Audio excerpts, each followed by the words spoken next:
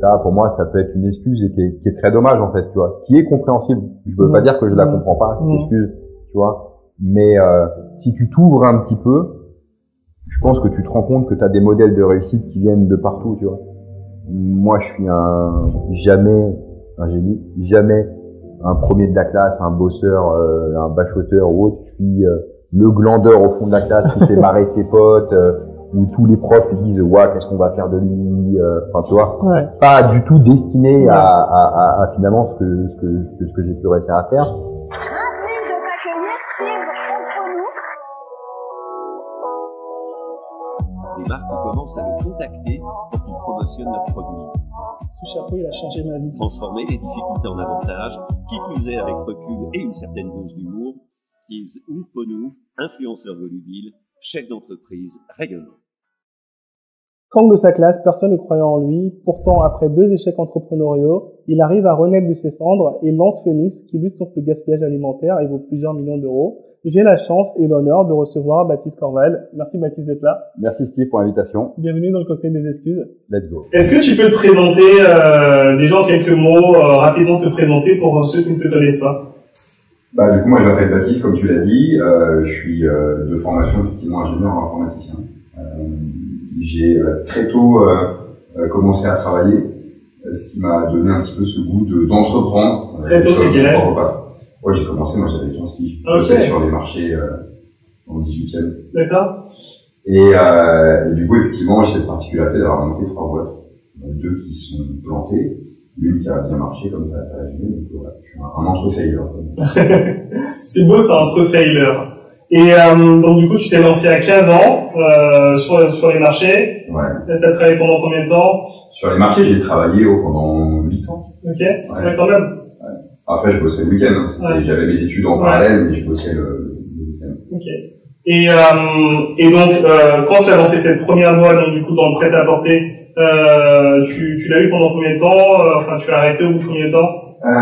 Ça a été une aventure assez compliquée parce que déjà le secteur du prêt-à-porter c'est pas un secteur de prédilection chez moi. Enfin, tu regardes un peu comment je suis habillé, c'est du Célio, c'est du très classique, donc je suis loin d'être une fashion victime.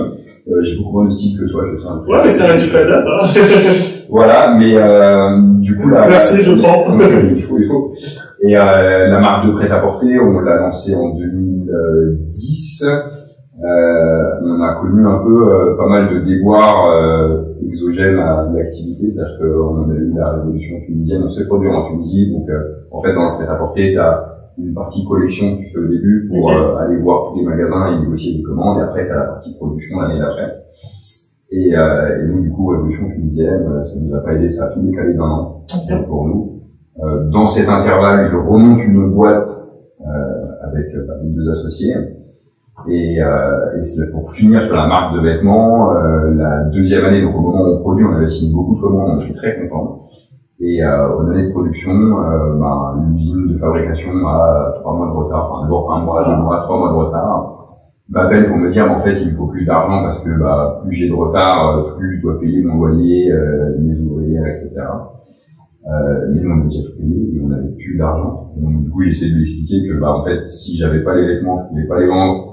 Du coup j'aurais pas d'argent, je pourrais pas le payer, donc j'étais un peu dans un cercle vicieux, ça a été assez compliqué, on a dû entre guillemets régler ça juridiquement parlant, mais ça a fini par effectivement mettre le dernier clou dans le cercueil de cette marque de vêtements, puisque on devait livrer en avril, en fin août, c'était une collection d'hiver, donc on devait livrer fin août, et on se retrouve à livrer mi-décembre, donc on a déjà plein de commandes qui s'étaient annulées.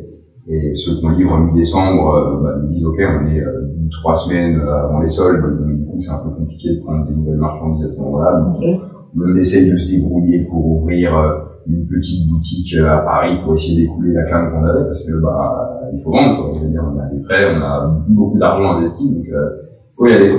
Mais voilà, et ça s'est terminé des années après, parce que du coup l'autre boîte que j'ai montée commencé à fonctionner. Enfin, voilà, en tout cas, c'était pareil sur les mêmes sujets que Phoenix, c'est des sujets d'économie circulaire et de réemploi.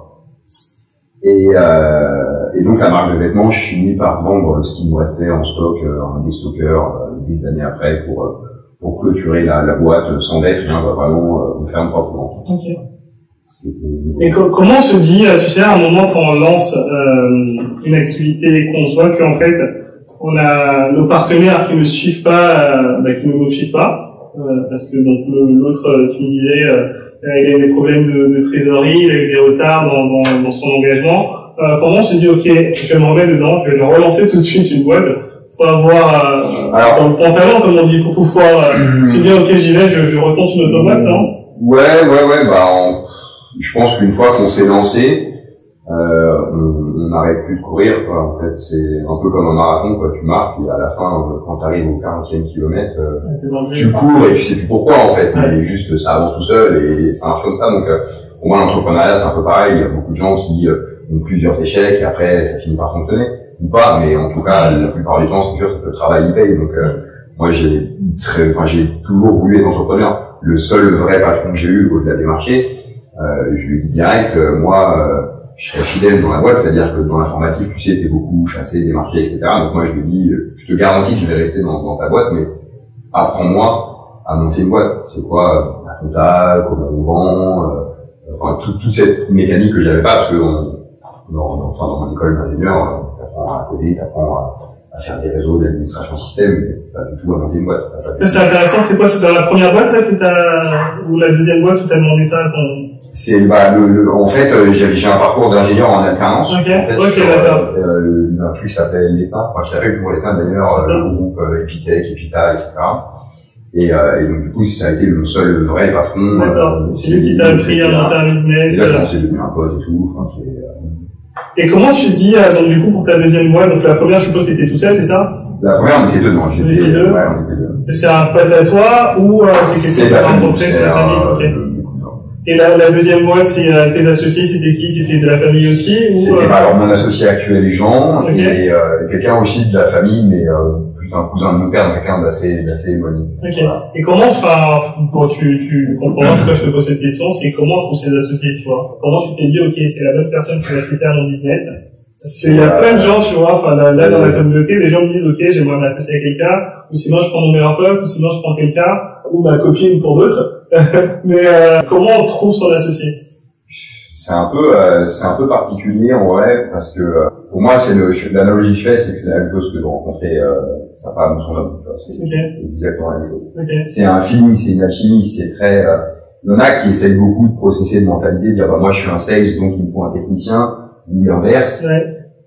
C'est vrai que si jamais ça marche comme ça, c'est mieux d'être complémentaire, d'avoir des skills qui sont vraiment complémentaires, même si in fine, quand tu montes une boîte, tu finis par faire plein de choses.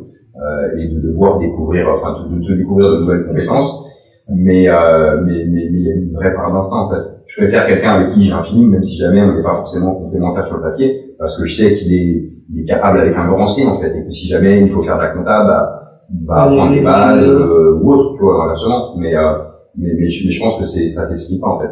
Je peux pas processer. Le seul truc que je pourrais dire, parce que effectivement, je m'occupe de pas mal de jeunes entrepreneurs ou même des gens qui veulent se lancer. Et ce que je leur dis surtout, c'est de partager leur idée. Il y a beaucoup de gens, et c'est hyper particulier quand tu as monté des boîtes, tu sais comment ça fonctionne, mais des gens qui disent j'ai une idée, mais je veux pas en parler. C'est pas vrai, je veux pas en parler. Enfin, t'as l'impression que ils montrent un truc secret défense et tout, mais en fait c'est une erreur, tu vois. Ça c'est une erreur de pas en parler, parce que déjà quand on parle, tu fais mûrir ton idée.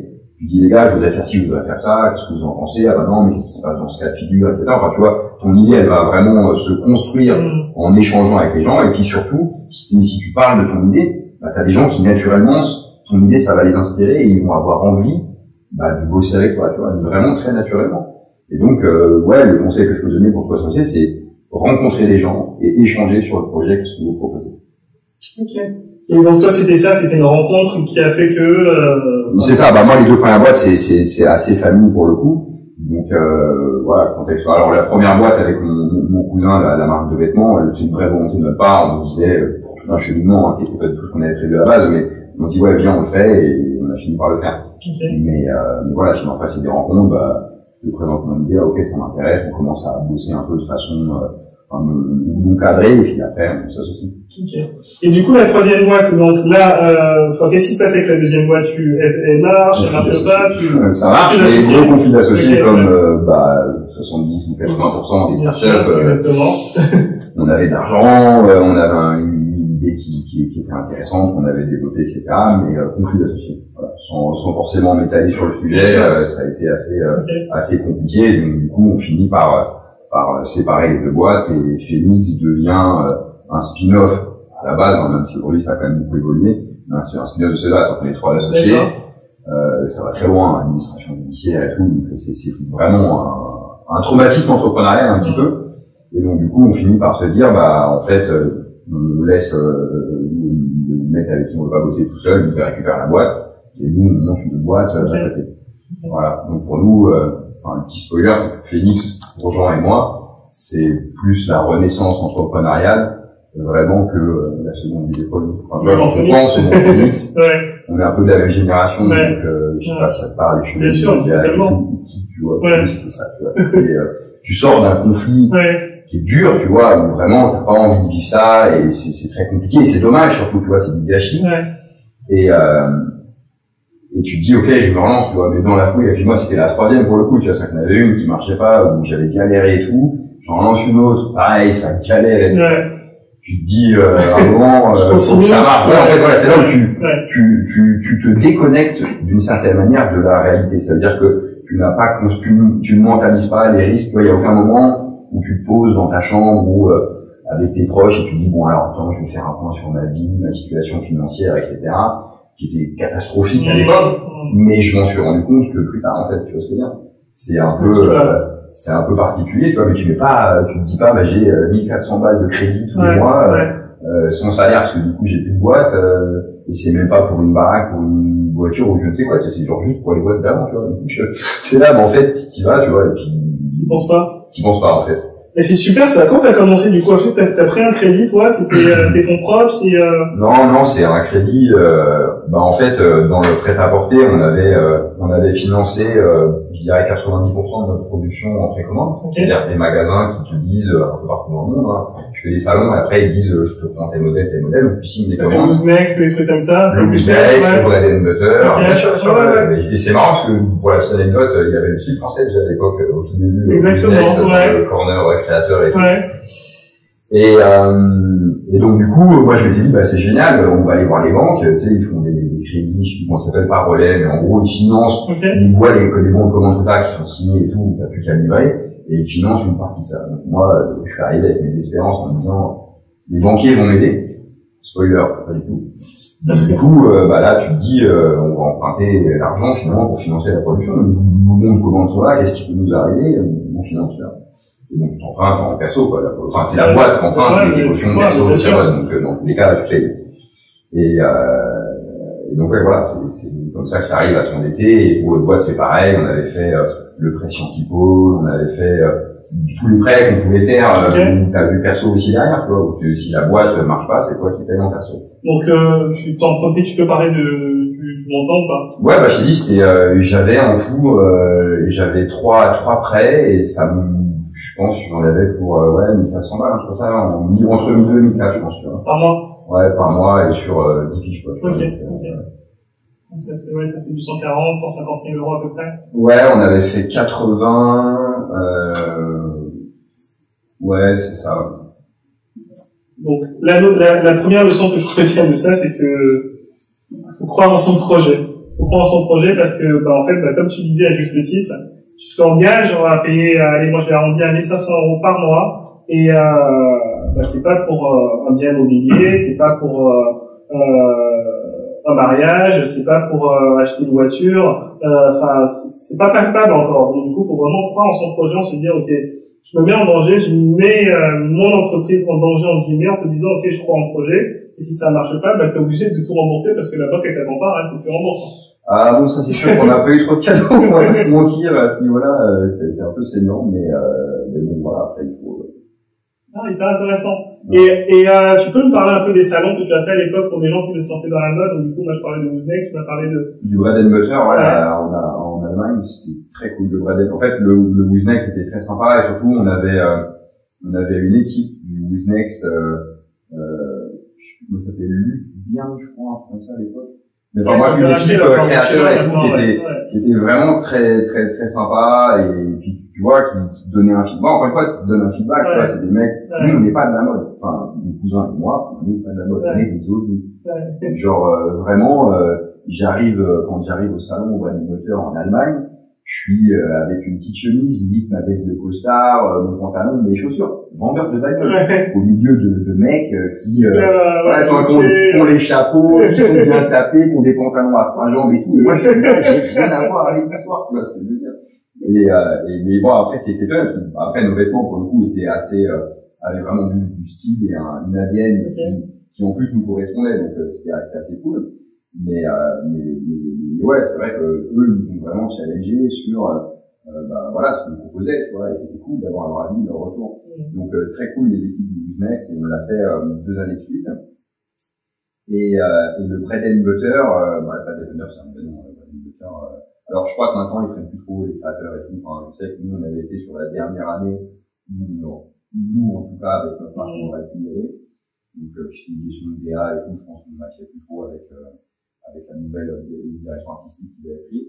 Mais ouais, c'est colossal. Là, c'est très international. En France, on a signé un peu du pays en Europe, mais au bread and butter, là, pour le coup, ouais, c'est vraiment tout le monde qui va. Mais c'était à l'époque, je parle de ça, c'était typique. Et donc la nouvelle idée, donc du coup Phoenix, quand tu sors de Phoenix et que ton associé, tu t'es endetté, t'as réussi à avoir un peu d'argent quand t'es sorti dedans, ou comment ça se passe? La deuxième boîte, tu veux dire? Pardon, la troisième. Oui, quand tu sors de la deuxième, enfin la transition. Ouais. Non, enfin on a récupéré un petit peu d'argent, mais comme j'ai plus de revenus, cet argent il sert à me nourrir en fait, tu vois. Plutôt que, et en fait, nous Phoenix, on ça, on a une bague de capital, c'est pas, on est là, 500 balles, hop, ça part, et là, tu vois, c'était vraiment, c'est comme ça qu'on a lancé. Et là, ce qui m'intéresse et ce qui intéresse la communauté ici, c'est comment t'en fais un success story. Alors, faut savoir que Baptiste, il est très, très, très modeste. Il en a fait un success story. Tu l'as même, je vais pas vous spoiler, mais tu l'as même revendu après, t'as revendu au départ. Mais comment t'as fait un success story? Je pense, c'est un peu compliqué de répondre à cette question. J'ai 5 ans, je comprends rien. Explique-moi comment t'as fait. Je te dirais en tout cas, en fait. Ok. Et ça, c'est vraiment quelque chose que j'ai beaucoup appris dans l'entrepreneuriat. C'est que, effectivement, quand une boîte commence à marcher, t'es beaucoup sollicité, t'es beaucoup mis en avant en tant que, l'entrepreneur. On a eu un prix d'entrepreneur de l'année, je sais pas quoi et tout, tu vois. Et vraiment, ce moment où tu montes sur scène pour avoir ce fucking prix, tu vois, t'es là, tu regardes le truc, tu te dis, mais en fait, ils m'ont tout mis sur la scène, tu vois. Genre, moi, je veux tout les gars qui soient derrière. En fait, si on est là, on est mis en avant, on nous dit, c'est des génies, c'est incroyable ce qu'ils font, mais c'est tellement une aventure humaine, une boîte, que je trouve que d'avoir qu'une personne ou 2 personnes récompensées sur les 20, 30, 50 que t'es à l'époque, c'est une fraude. C'est une fraude. Et en vrai, voilà, c'est clair que pour monter une boîte, il faut bien s'entourer, tu vois, faut avoir un bon associé, évidemment, c'est la base. On a bien vu que quand l'association marche pas, la boîte marche pas. Mais surtout les gens qui peuvent t'arriver à fédérer autour de toi. Donc ouais, tu peux avoir cette compétence de fédérer les gens autour de toi, d'avoir cette vision et cette conviction. Voilà, t'es un convaincu à la fois. T'es un apôtre de ta propre religion et tu te dis, les gars, suivez-moi, on va aller par ici. Mais après, t'es porté aussi par tous les gens qui bossent avec toi. Et c'est ça, je pense, une vraie clé de réussite, en tout cas, tu vois. Et si t'as pas un peu cette ADN dans une boîte, ça marche moins, toi. C'est quoi, c'est le carnet d'adresse, tu diras, qui a fait que, quand tu dis de bien s'entourer? Non, bien s'entourer, je te parle vraiment de recruter les gens. Le carnet d'adresse, alors moi, pour le coup, école d'ingé en informatique, mon carnet d'adresse, c'est pas exploitable. Par contre, Jean, lui, il a fait l'essai et tout, donc le carnet d'adresse, effectivement, ça aide, clairement, ça, y a aucun débat. Baptiste, pour toi, le secret de la réussite de ta success story, c'était forcément être bien entouré. Donc en fait, c'était ton équipe en premier, si tu devais donner. Ouais, je pense que c'est important. Après, il faut avoir aussi la bonne idée, savoir la tester, la vendre, etc. Mais c'est un catalyseur de bien s'entourer. Okay. D'avoir un bon associé, des gens qui t'accompagnent au début dans l'aventure, qui sont à fond, quoi. Et pour toi, avoir un associé, c'est important? C'est très confortable. Okay. J'ai pas fait l'expérience d'être solo founder, mais j'accompagne des entrepreneurs et des fois il y a des solo founders et ouais, du coup ils ont pas de sparring partner en fait, donc ils vont le trouver à l'extérieur, hein. C'est pas forcément une condition sine qua non au succès, mais je pense que c'est confortable d'avoir quelqu'un avec qui tu peux échanger, avec qui tu peux partager aussi toutes les galères qui t'arrivent, parce que il y a beaucoup de galères quand tu montes ta boîte, donc ouais, tout seul c'est pas tout, c'est peut-être plus difficile, ouais. Ok. Bonne idée, bon concept, s'entourer, bon associé, et puis tu décolles. Ouais. Normalement, sur papier tout se passe bien, tu vois, c'est... Ok. J'ai envie là qu'on parle vraiment qu'on parle de galère, tu sais, en fait quand tu t'es lancé, à quel moment tu t'es dit t'étais au plus bas, tu t'es dit ok, là c'est chaud. Non, peut-être t'as pas eu ça? Ouais, bah si, non mais tu as ça parce que en fait t'as ta vie pro qui est déjà bien au-dessus en termes d'investissement et que ta vie perso. Ouais. Et quand ça se passe mal en pro, bah ta vie perso elle en pâtit aussi, tu vois ce que je veux dire. Donc t'as un peu généralement c'est corrélé, tu vois ce que je veux dire. Donc ouais, bah des fois tu te dis tout ça pour ça, tu vois. Tout ce temps, toute cette énergie, toutes ces galères, parce qu'après, très concrètement, tous les jours, il peut y avoir des galères. Quand on parlait tout à l'heure du bread and butter à Berlin, on y va avec une voiture blindée à la race, mais vraiment, on est dans des conditions déplorables, tu vois, genre c'est vraiment, on arrive, on dépose des trucs, les gens ils arrivent avec des camions tout propres, brandés, tout, nous on arrive vraiment avec le truc de le bourbier, tu vois ce que je veux dire, donc tu vois, tu te rappelles, ça c'est des très bons souvenirs, tu vois, mais tu te dis quand même c'était une purge, tu vois. Et quand au final ça marche pas, ouais, tu t'es déçu, tu vois ce que je veux dire. En fait, je pense que c'est encore plus frustrant quand alors on a fait plein d'erreurs évidemment d'entrepreneurs, mais après il y a vraiment des gros facteurs exogènes à notre boîte qu'on met vraiment des claques si tu veux, et c'est un peu frustrant cette partie-là. Ouais. Ok. Mais et qu'est-ce qui a fait que tu as continué? En fait, dans 100% des entrepreneurs qui réussissent, c'est parce qu'ils ont continué, tu vois. Oui, il y a des gens qui lancent des projets qui disent, ok, c'est bon, je retourne à mon CDI le lendemain ou. Ouais. Après, je pense que c'est une question de profil et en fait, cette situation, mine de rien, qui était galère, elle correspond 100% à mon profil. Moi, j'adore le risque, tu vois ce que je veux dire, je suis vraiment risk taker 100%, et je suis très à l'aise dans la merde, tu vois ce que je veux dire. C'est vraiment, moi, je suis avec mon kayak et je paguais dedans, avec aisance, tu vois.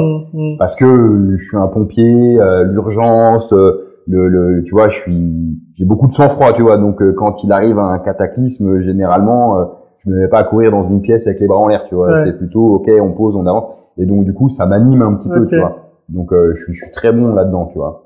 Donc ouais, clairement, lancer une boîte, génétiquement, pour moi, c'est parfait, tu vois ce que je veux dire.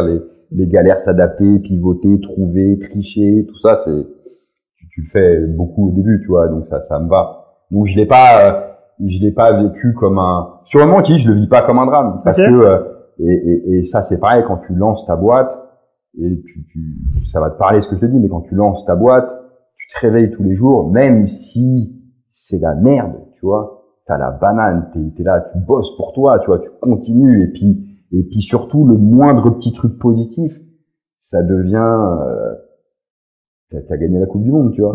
Je me rappelle le premier chèque qu'on encaisse, la première euro qui arrive sur le compte de Phoenix, c'est genre 500 balles.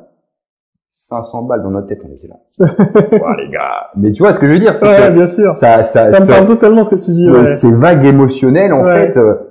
C'est cool de pouvoir se dire, j'encaisse 500 balles et je suis max, je rentre chez moi, j'ai la banane, je dors très bien, etc., etc. Tu vois ce que je veux dire?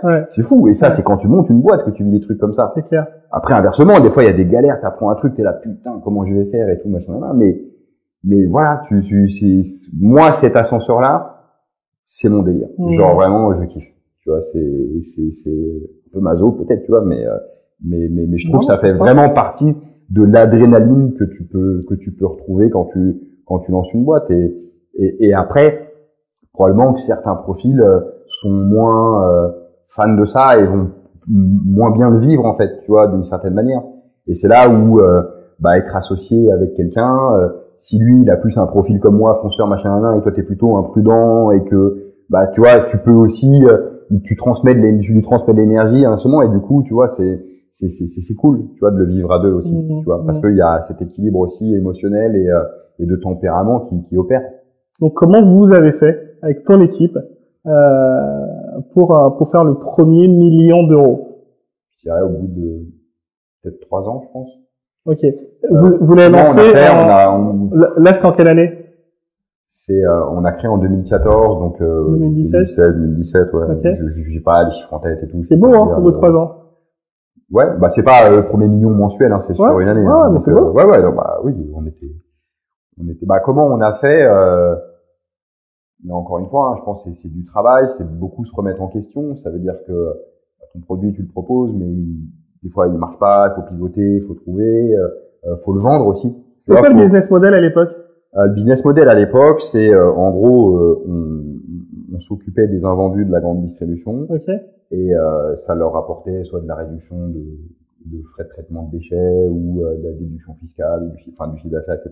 Et on prenait une commission. C'est un success fee. C'est-à-dire qu'en gros, si on était mauvais, on n'était pas payé. Donc ça, c'est hyper motivant. Ça, c'est pareil. C'est très cool pour le client qui se dit si jamais il se plante, je ne les paye pas. Mais pour toi, c'est aussi très motivant de te dire vas-y, je me dépasse, je me défonce et tu mets un risque. Voilà, encore une fois, on a un business model qui est très risqué, mais qui du coup paye parce que nous, notre secteur initial, c'est la grande distribution et c'est un modèle qui convient très bien à cette typologie de clients. Et donc, tu arrives au premier million, au-delà de ce que je disais tout à l'heure sur bien s'entourer, etc. Quand tu as construit cette équipe, ce collectif, c'est travailler, se remettre en question, le vendre, tu vois, accepter de le confronter à ses clients. Donc, c'était quoi pour toi? C'est une équipe de commerciaux, c'est une équipe de... C'est un mix. Pour nous, ça a été un mix parce que on avait des gens sur le terrain t'avais des commerciaux aussi, pas au tout début, parce que moi j'ai une conviction assez profonde qu'au début, le cofondateur c'est le meilleur commercial. Bien sûr. Moi au début, c'est moi qui fais les premiers rendez-vous, qui prend un premier rendez-vous client. Je suis pas commercial, c'est pas un truc que j'affectionne particulièrement ou autre, mais dans les faits, si tu as la vision, si tu transpires ta boîte, t'es le meilleur vendeur, quoi qu'il arrive. Et surtout, un autre point pour moi qui est clé, c'est que d'aller toi-même vendre ton produit à un client, tu récupères le feedback dont tu as besoin pour l'améliorer. Alors que si tu délègues ça dès le début, il y a un petit jeu de téléphone arabe qui s'opère, t'es pas sûr d'avoir capté toute la subtilité de l'entretien et le pourquoi il a dit non, tu vois. Et en tout cas, tous les entrepreneurs avec qui je discute et dont je peux m'occuper, je leur dis, il n'y a pas meilleur commercial que vous. Et allez-y, c'est important parce que je dirais même que le non et l'échange autour de on veut pas bosser avec vous en entretien, que ce soit téléphonique ou physique, il est peut-être même plus important que le oui, on signe sa part, tu vois. Et c'est contre-intuitif, tu vois, pour un entrepreneur. Mais en vrai, tu apprends énormément. T'envoies des mails, il y en a qui disent, je fais de la prospection, j'ai envoyé 200 mails la semaine dernière. T'as appelé un mec ou non, j'envoie des mails. C'est de la prospection. Combien t'as de gens qui vont te répondre non, je ne veux pas pour tel point. 1, 2, 3. Personne fait ça, tu vois. Au pire, t'as quelqu'un de sympa qui te dit non, je veux pas, je suis pas intéressé ou j'ai déjà quelqu'un, tu vois. Mais toi, t'as besoin d'aller voir, d'appeler, de dire pourquoi vous n'êtes pas d'accord, etc., etc. Tu vois, c'est ça qui est important pour construire sa boîte. Donc, je dirais que ça y contribue.